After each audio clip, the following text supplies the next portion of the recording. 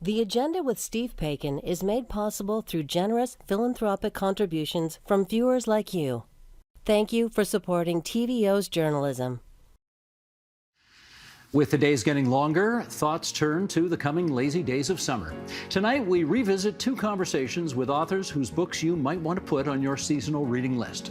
First up, American author Susan Cain's reflection on why trying times and even sorrow ultimately make life better.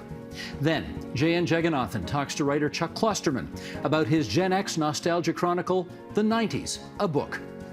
It's Monday, June the 6th, and that's next on The Agenda.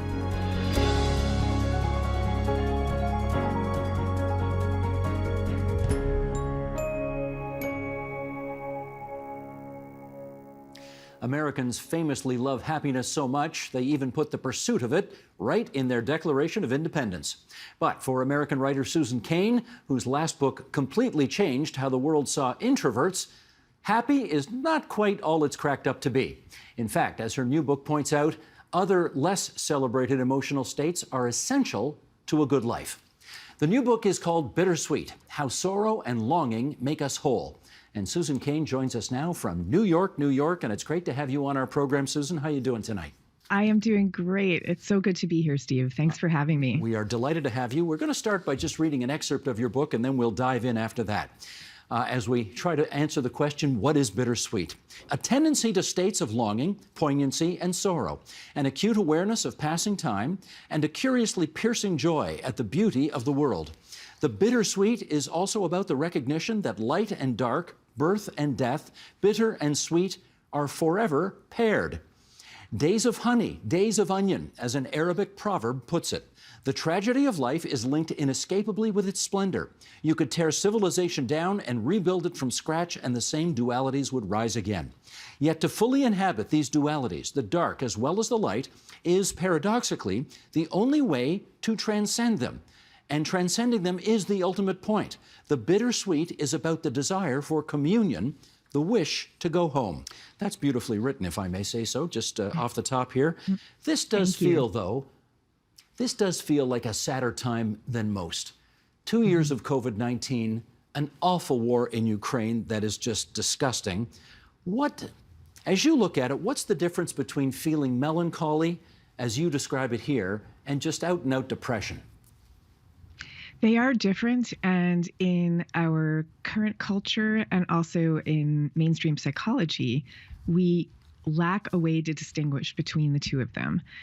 Clinical depression, as we know, is a kind of emotional black hole that saps you of the ability really to live, to love yourself, to move forward. Melancholy can be a tremendously productive state in which you feel a sense of great connection to other people, to other beings. It can also be a real wellspring of creativity. Aristotle 2,000 years ago asked this question of why it is, as in his observation, that the great poets of the time, politicians, philosophers, why so many of them had melancholic personalities. And that is a question that has been asked throughout the ages, really all the way up until the current age, where in our blinding quest for a monochrome happiness, we have lost sight of the full dimension of what it's like to be human. Well, that's it. We spend a great deal of our life trying to avoid this melancholy that you say we need so desperately. Do you find that bizarre? Do I find it bizarre that we try to ignore it? I do. Mm-hmm. I do. And there's many reasons for this. I trace them in the book, but kind of the short version, I guess, is that as we became in the 19th century, a culture that was so focused on business success, and in the 19th century, we kind of went through a series of booms and busts, and people would lose all their money or fail to earn it in the first place. And this question started to come up of like, what was it that would make one person succeed and another person fail? And whereas in the past we had answered that question by assuming that it was just the vagaries of misfortune, just bad luck, or outside forces that were acting upon a person. increasingly, the answer became that there was something inside the person that had caused their success or failure. And the more you start to believe that, the more you think that, the more you want to avoid at all costs the attributes of somebody who looks like a, quote, loser. And the word loser kind of kept increasing in its use. It still is to this day.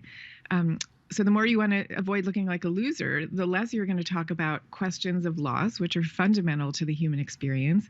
The less you're going to ever talk about sorrows, longings, that dimension. You'll listen to music and hear it that way, or see it in a piece of art, but you don't ever want to talk about it. And that's a shame, because we're all living sort of emotionally circumscribed existences as a result. Sure.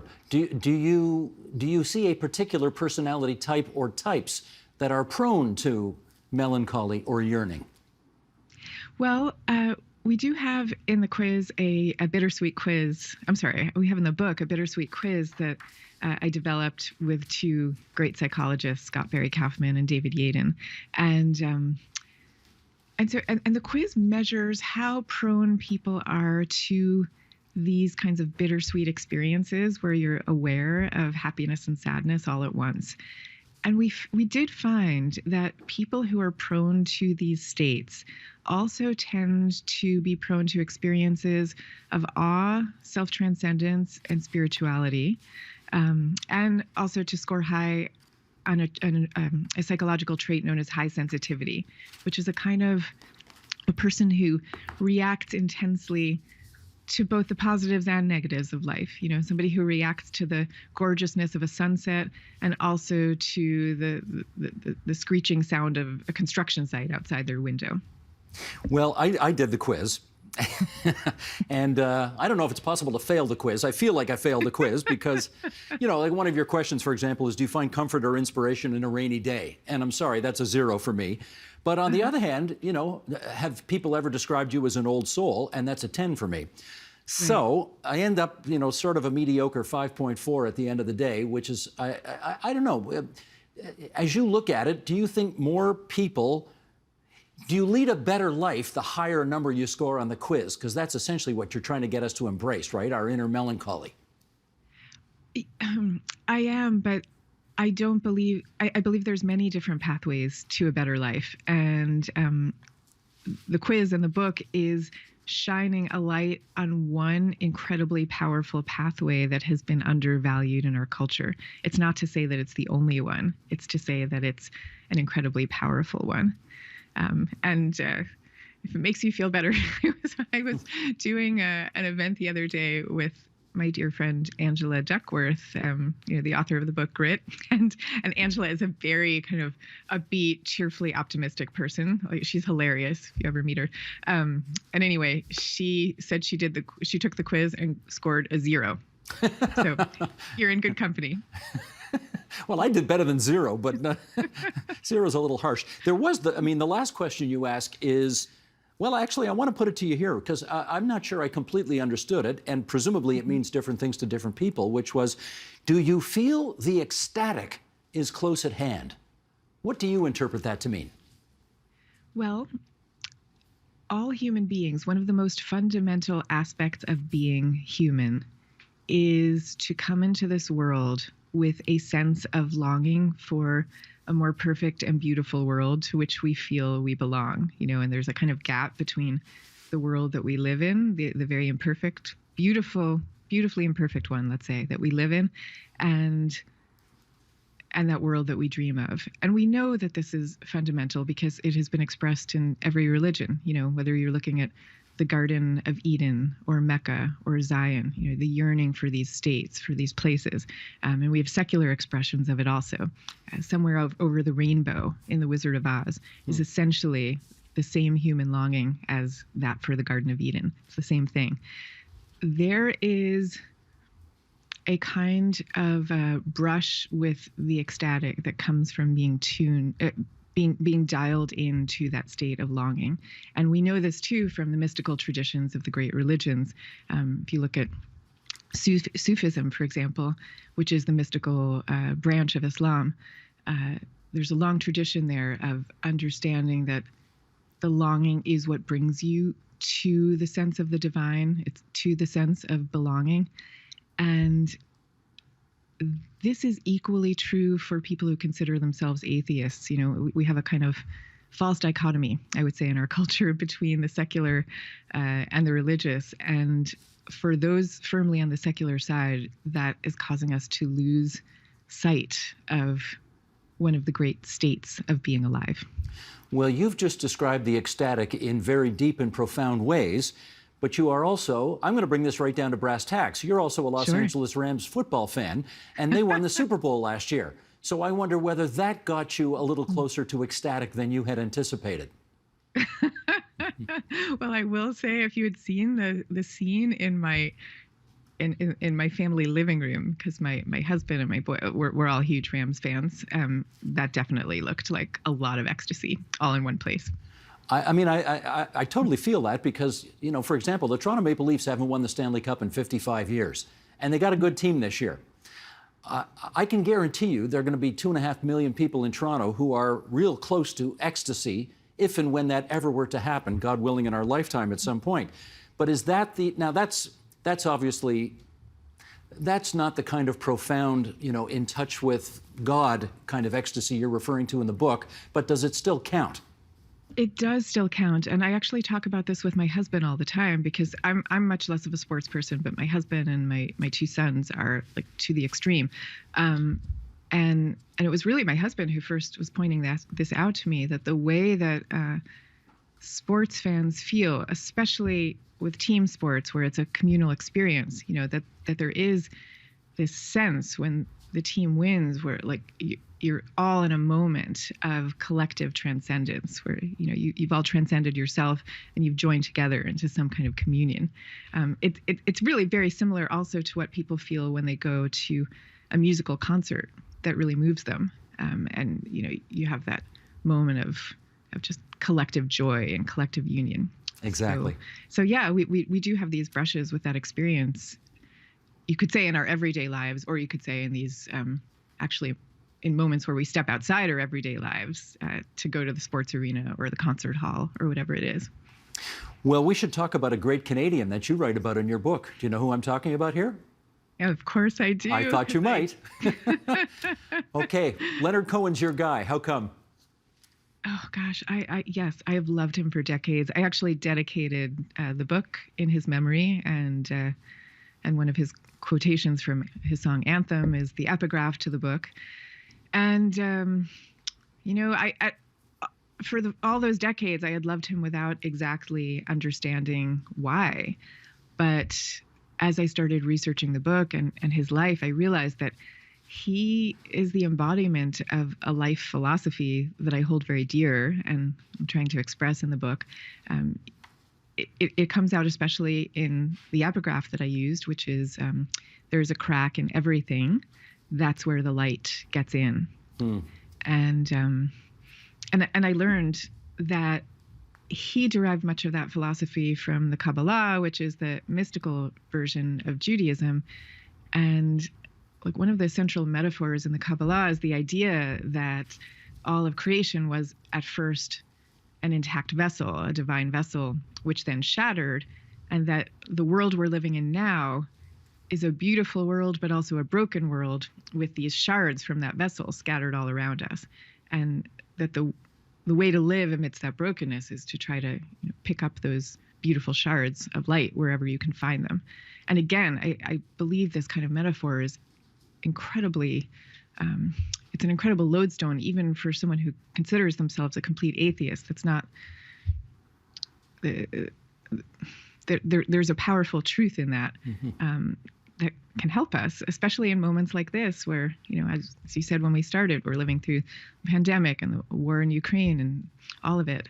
But to remember that there are these cracks where the light gets in is very, very useful.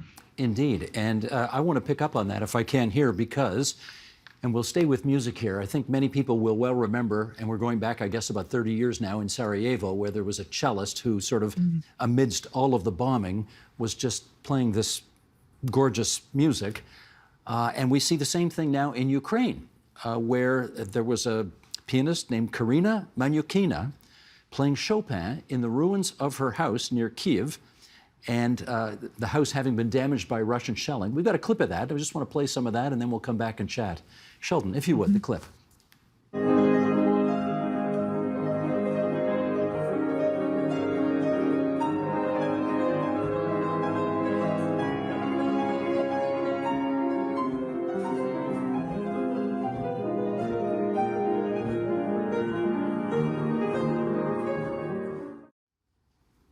I mean, you want to talk profoundly magnificent. There it is right there.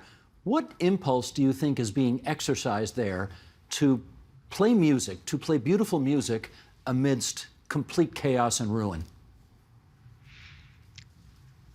It is the instinct to want to transcend the chaos, the sorrow, the brokenness that, I mean, it was literally all around her in that beautiful clip. I mean, literally everything is broken around her. But there's a sense in which that kind of music and what art really can be at its best, and this is true not only for great art, but also for, like a kindergarten kid scribbling a picture, or for the cake that you baked last night. What art can really be at its best is the human impulse to transform pain into beauty. And this is why we love sad songs the way that we do, because there's something in them where you're sensing the musician's willful desire to say, I'm faced with pain and I can do two different things with it. I can descend into it and I can take it out on myself or the people around me, or I can try to turn it into something that is the best of human experience and into an expression of love. And that's what she was doing in that gorgeous clip. Well, you've got the numbers in your book. You say people tend to play on their playlists, on their smartphones, 170 times the happy songs and 800 times the sad songs. I mean, that's not even close. What does that say about us? Right. Yeah. For people where their favorite song is sad music, they will play it 800 times. What it says is there's something about that kind of music that explains us to ourselves and explains ourselves to each other. What people who listen to that kind of music also tell researchers that when they hear it, they feel connected to awe and to wonder, and to a sense of something greater than themselves. So it's what researchers call the sublime emotions. So that encapsulates almost better than anything else why it is such an emotional impoverishment to live in a culture that tells you not to go there, because these are some of the highest states of being human.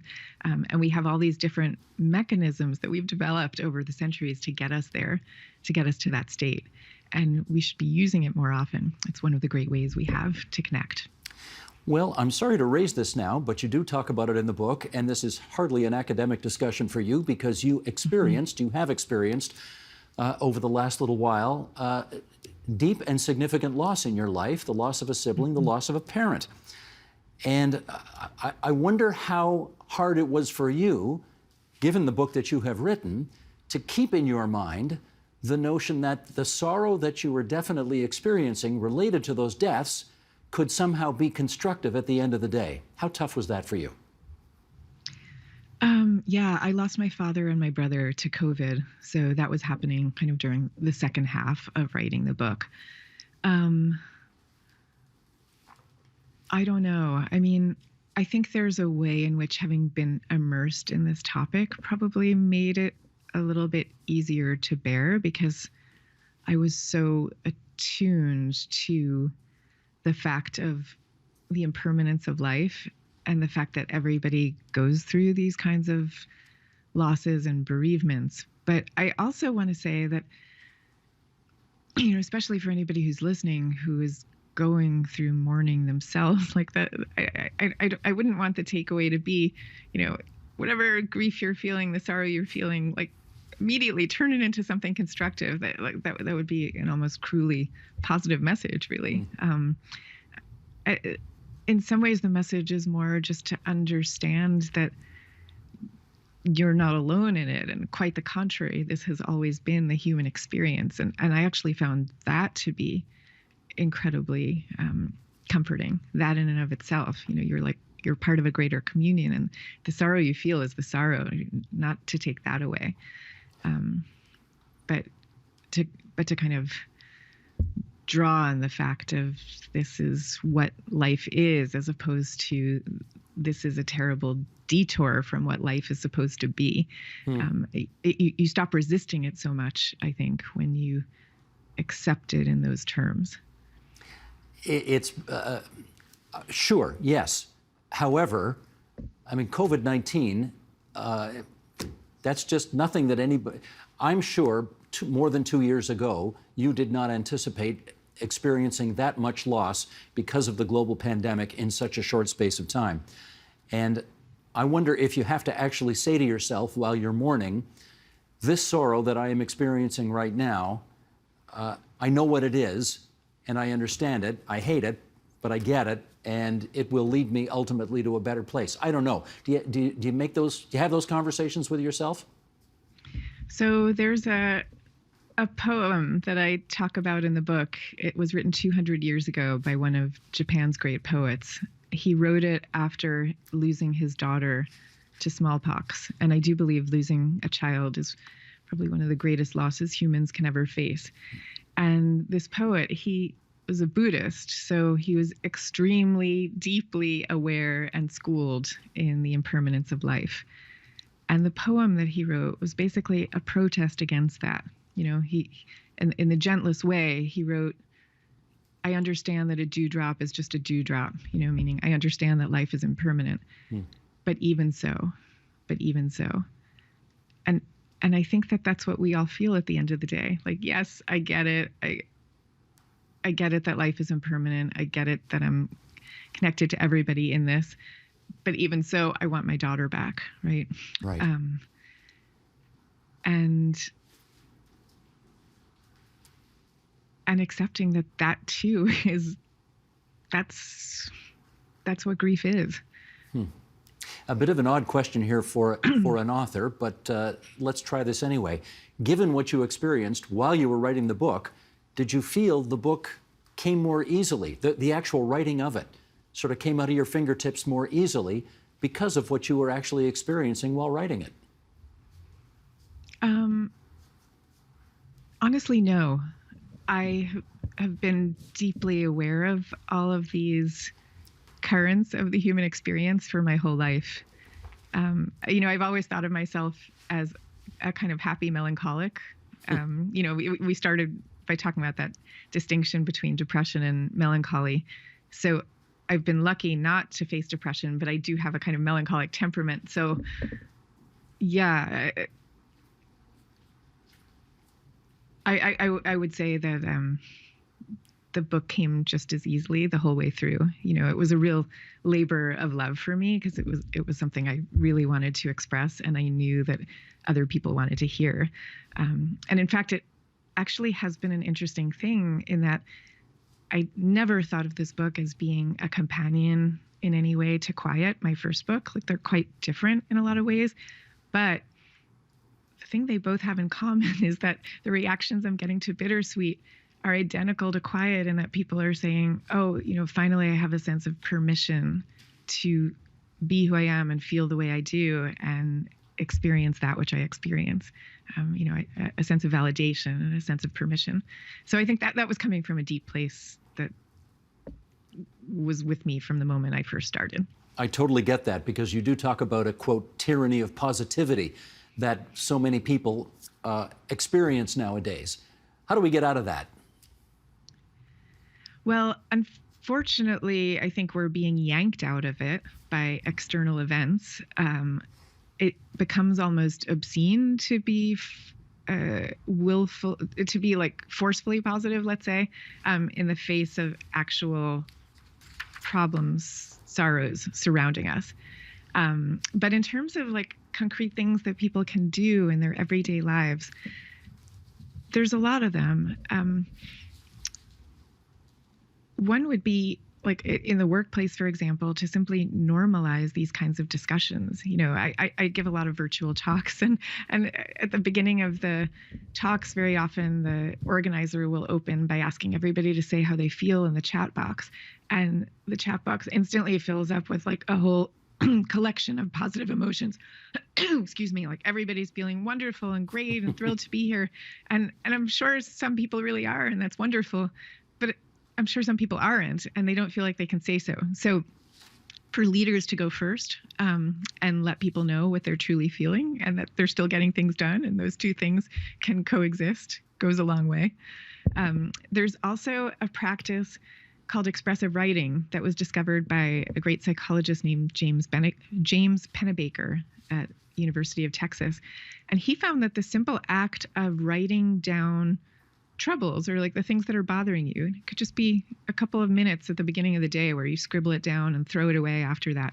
That simple act lowers people's blood pressure, makes them more successful at work, gives them a greater sense of well-being.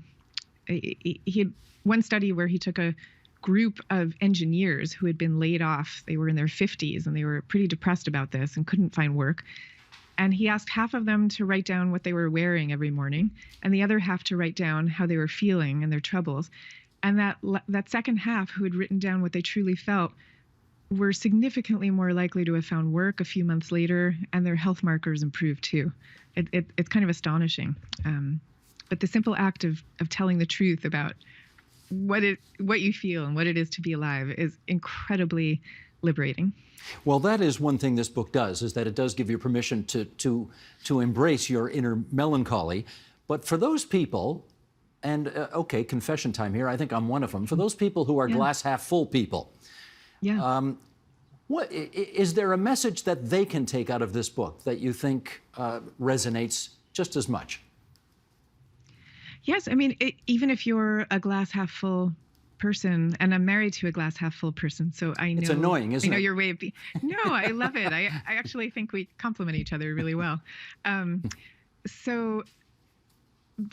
even into your life will come various troubles because that's the nature of being alive. So to kind of accept it and go with it, and also find the connection in it and realizing that the same thing is true for every other human. And this is one of the ways that we bond with each other. We actually know this from evolutionary studies. So it can be a very helpful way of understanding how to deal with loss, which for somebody like you might actually in some ways come as more of a shock and a surprise because you're not as likely to be oriented that way or thinking about it in the first place. Yep. And it could catch you blindside when it comes. Fair point. Susan Cain, Bittersweet, How Sorrow and Longing Make Us Whole. So nice of you to join us on TVO tonight, Susan. Thank you. Thank you so much for having me.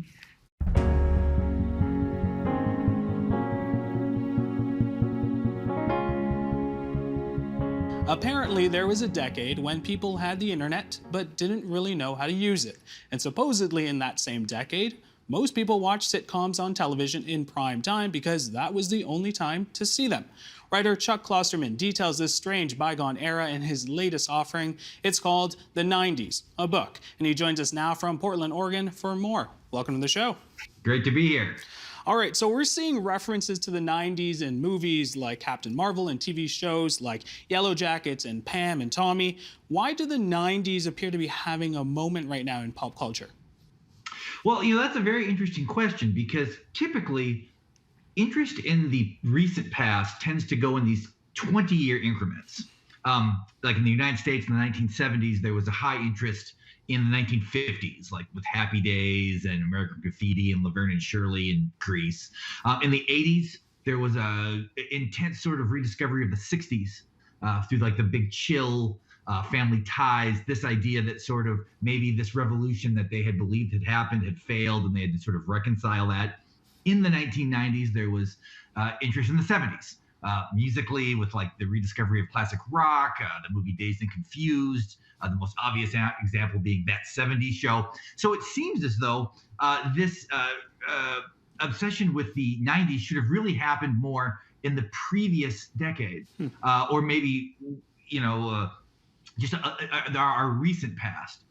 But it seems as though now we're almost in this period of a perpetual now, where the 90s don't just seem like the last decade of the 20th century, but maybe the last decade that will be framed the way that we traditionally think of the framework of decades. And this interest in the 90s might be last a little longer. It won't be as much the trend, but more so a thing that seems real connected to what's happening now, even though some of the events feel weirdly distant.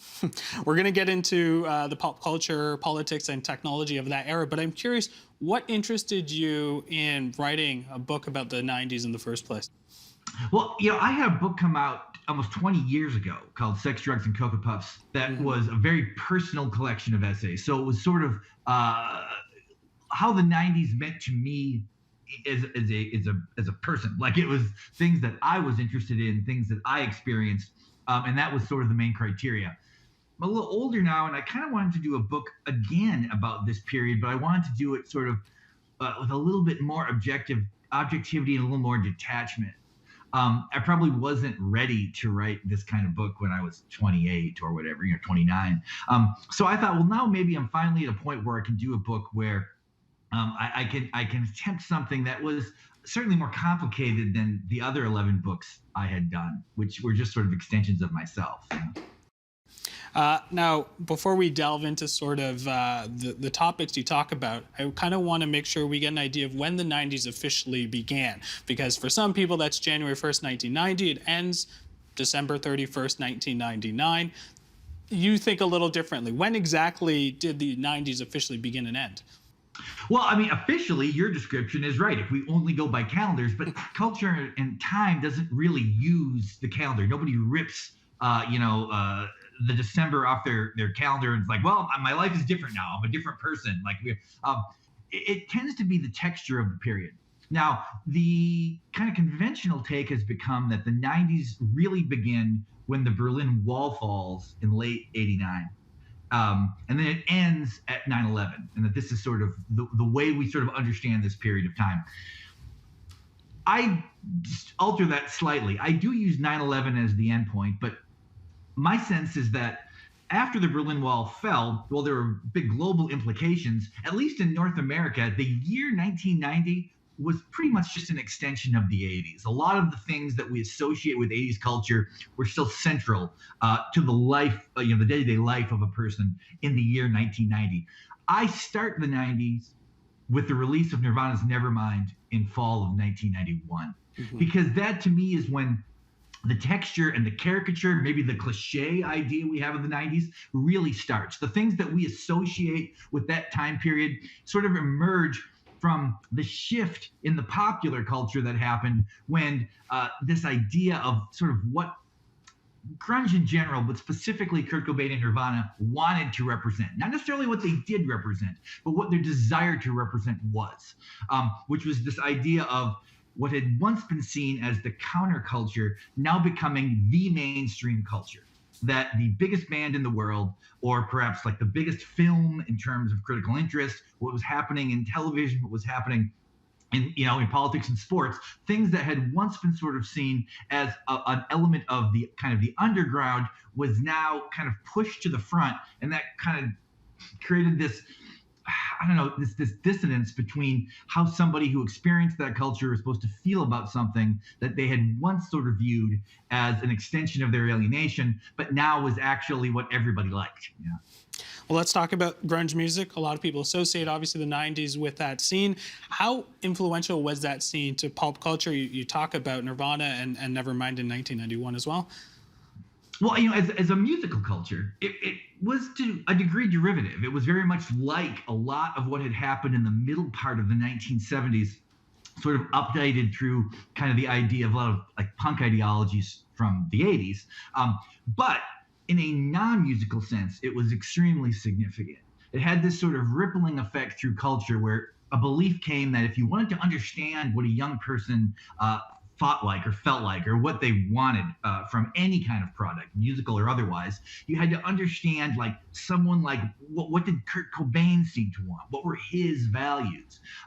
There was this idea that a lot of the things about rock music in particular that had always been desirable and really central to the youth experience were now a little bit embarrassing. I mean, the grunge bands, as huge as they were, always felt almost oppressed by the fame that they had achieved and in many cases pursued.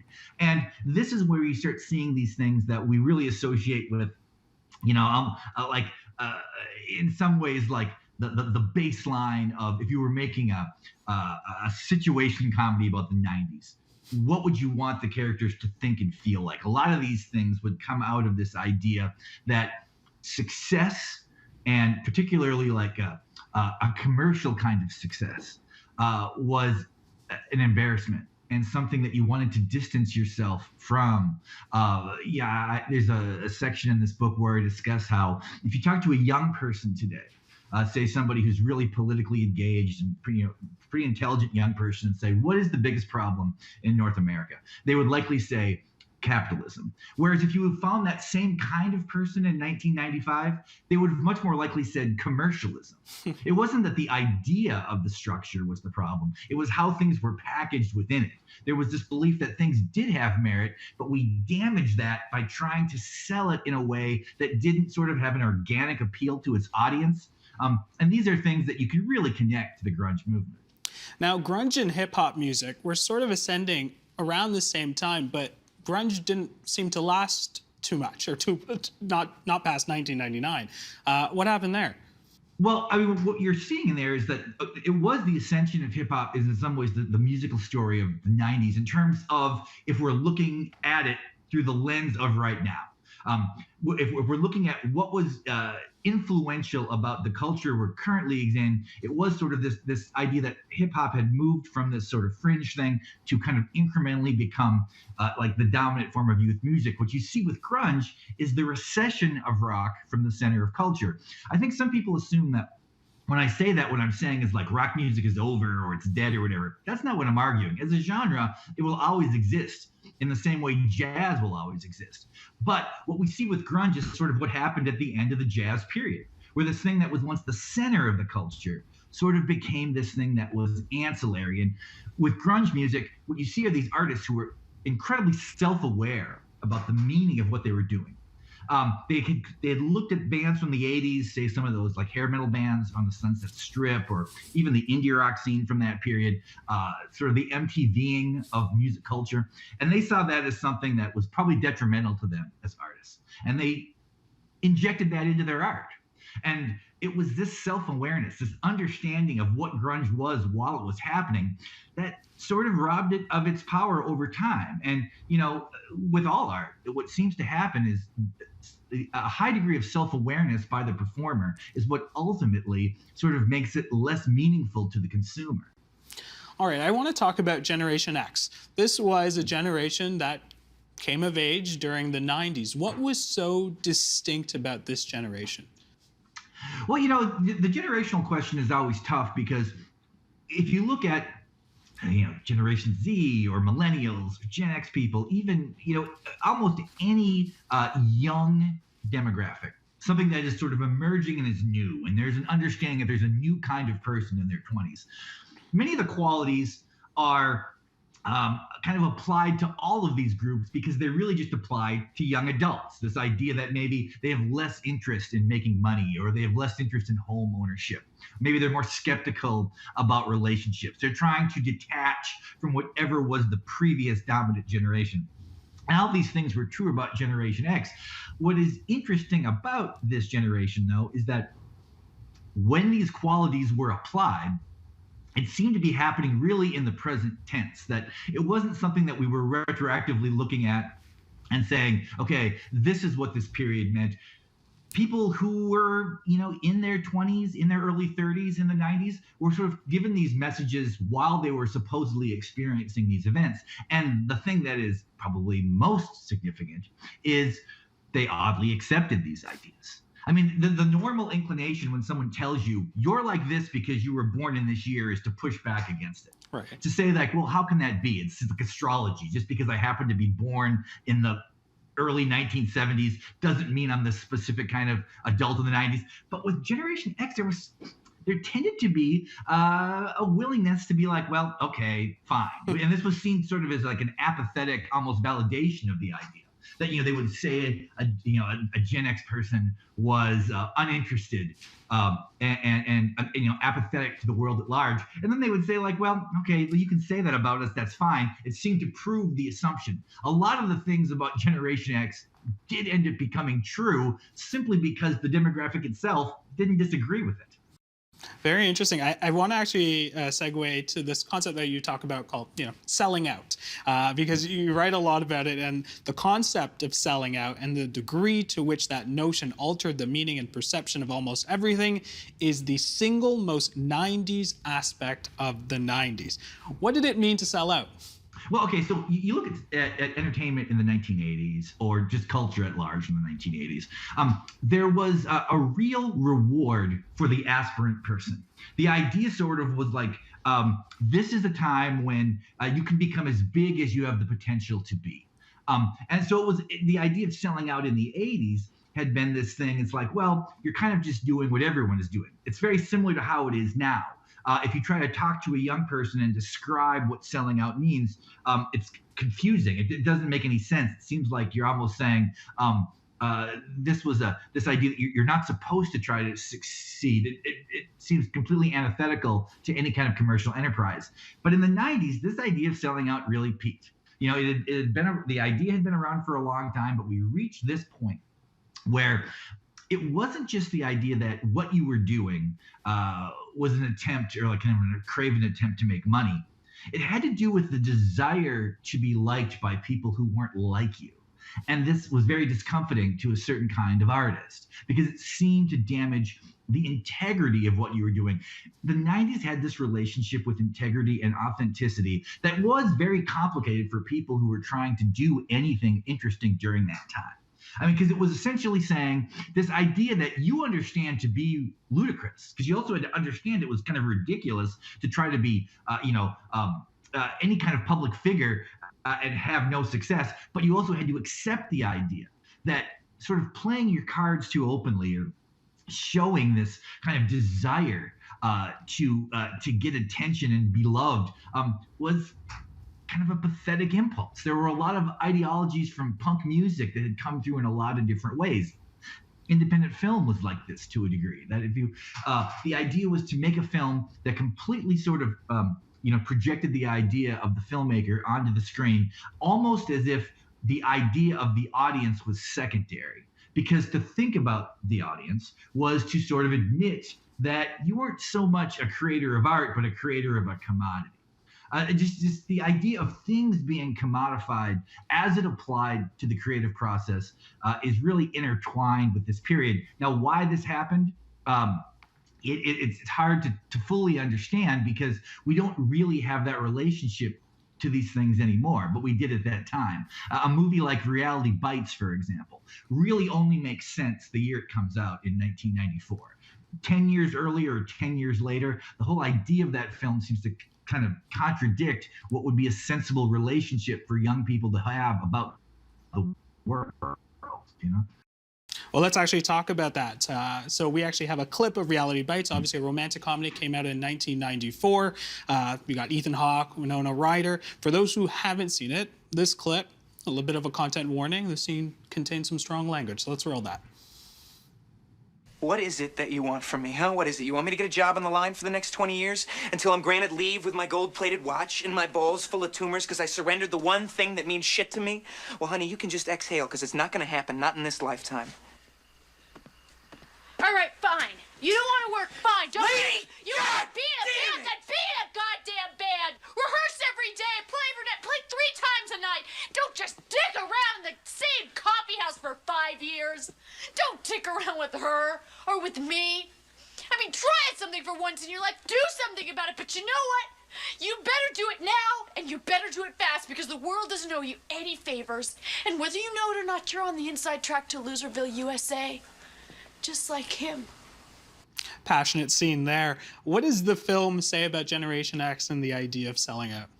Yeah, I write a lot about Reality Bites, and I have in the past, and it's not because of its cinematic value as much as sort of its kind of its ideological value. For people who have no relationship to this film, it's centered around a love triangle, the way many films from this period are if they're romantic comedies. You have the Winona Ryder character, and she has sort of two guys who are pursuing her. One is the Ethan Hawke character, which we see in there. He's almost like the platonic ideal of what slacker culture was. He's just completely encapsulates almost every sort of broad generalization about what a certain kind of guy was like during that period. The other guy who pursues her, who's not in that clip, but directed the film, was Ben Stiller, who plays this person from essentially a kind of a fake version of Much Music or MTV, who's like trying to convince Winona Ryder to take her documentary film and make it into this more commercial product. Now, the reason this is interesting is because at the end of the film, she ends up going with Ethan Hawke, even though he treats her pretty poorly, is sort of a bad boyfriend in almost every possible way, whereas Ben Stiller just wanted to help her and sort of support her, but he was a conscious sellout.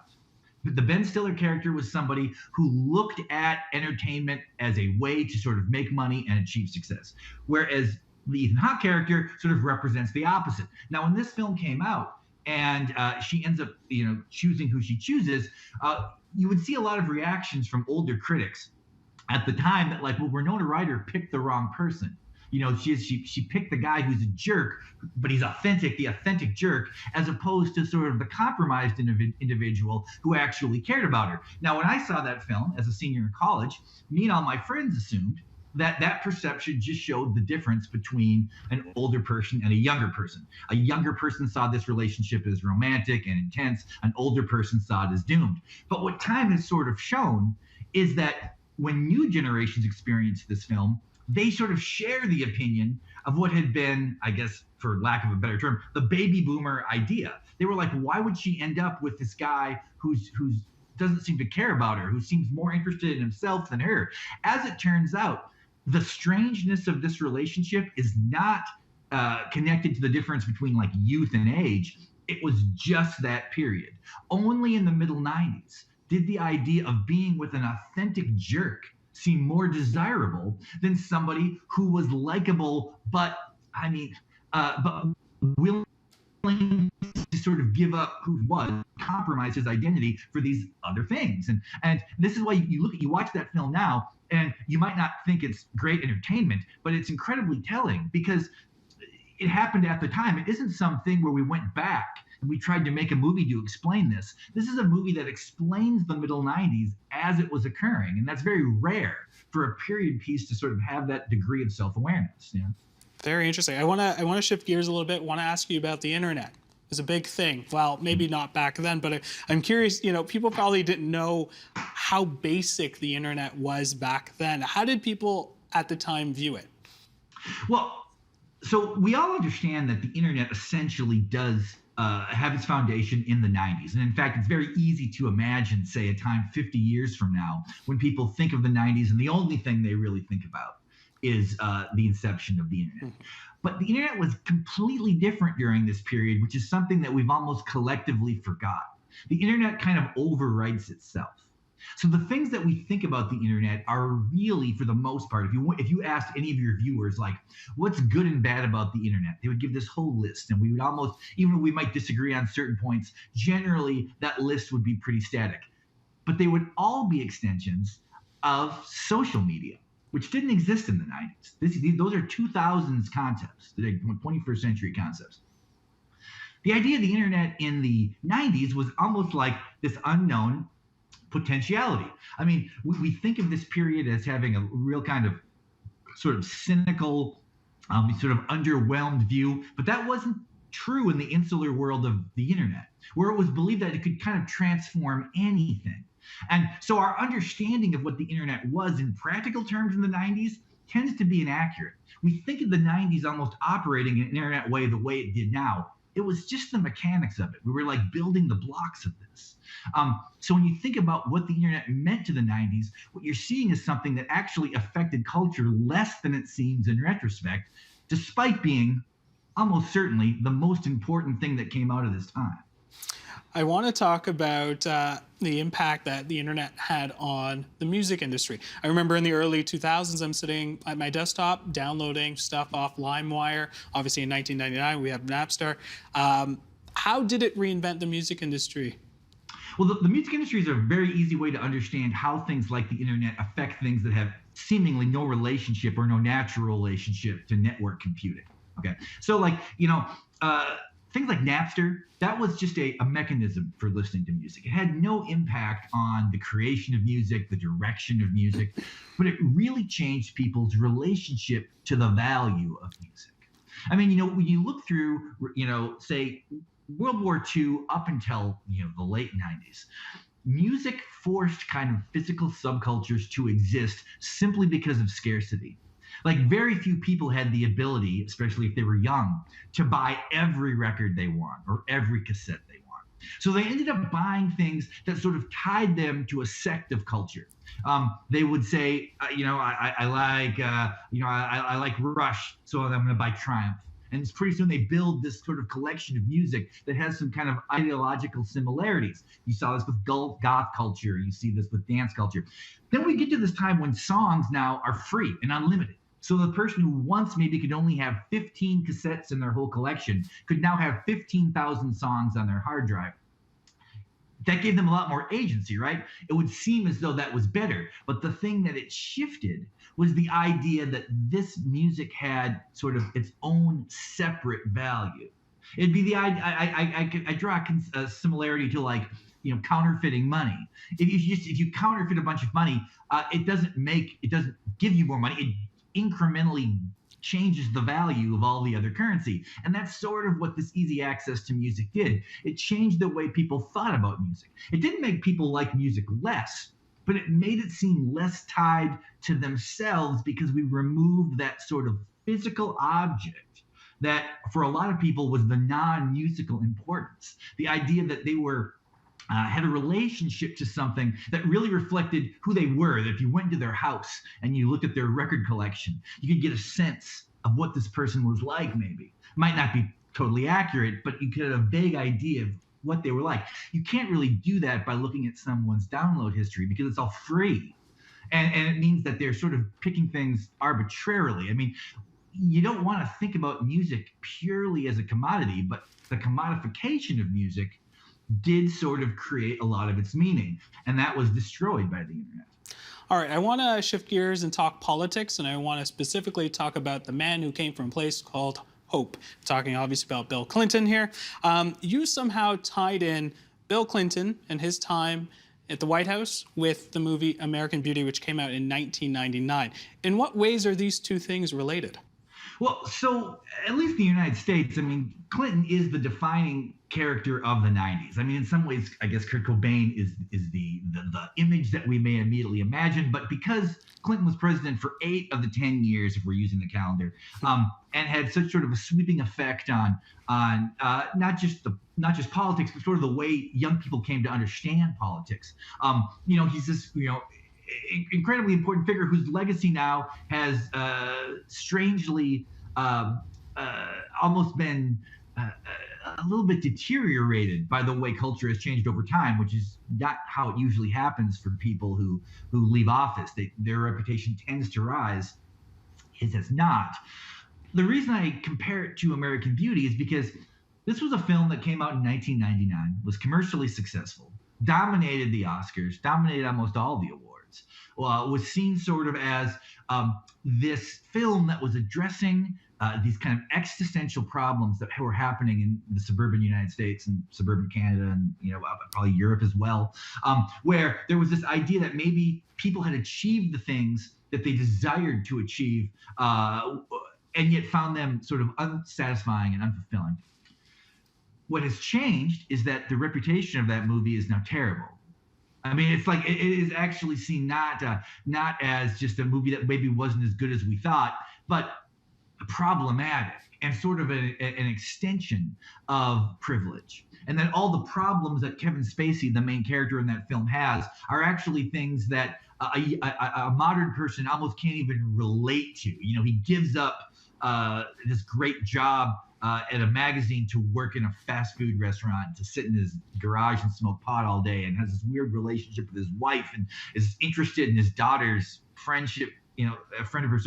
All of these things seem like the problems of people who would have supported Bill Clinton in a way. And at least in the United States, the idea that those problems can be taken seriously is kind of over. You see a movie like American Beauty, and you see people struggling with issues that no longer warrant the classification as issues.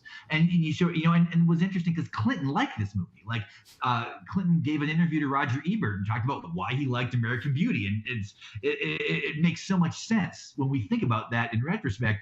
And yet both have sort of suffered the same fate. That the culture changed and it completely obliterated all the things that we originally liked about these identities when they came out. Like, you know, like the things people praised American Beauty for and the things that Bill Clinton was praised for at the time are the exact same things now used to sort of mitigate their importance. I got about 30 seconds left, Chuck, and I want to ask you, when can we expect a book about the 2000s?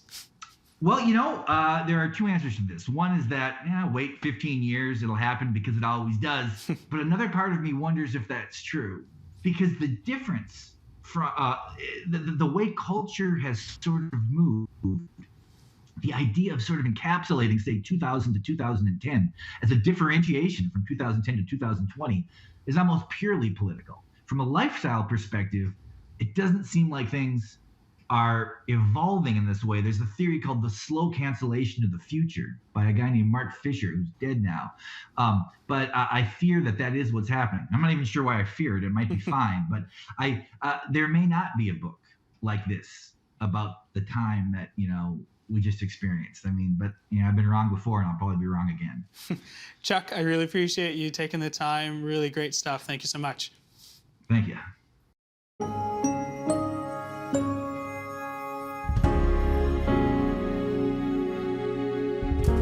And that is the agenda for Monday, June the 6th, 2022. Tomorrow, will this year's summer tourism season in Ontario be enough to recoup the economic losses inflicted by COVID-19? We'll take a look at that. I'm Steve Paikin. Thanks for watching TVO, for joining us online at tvo.org, and we'll see you again tomorrow.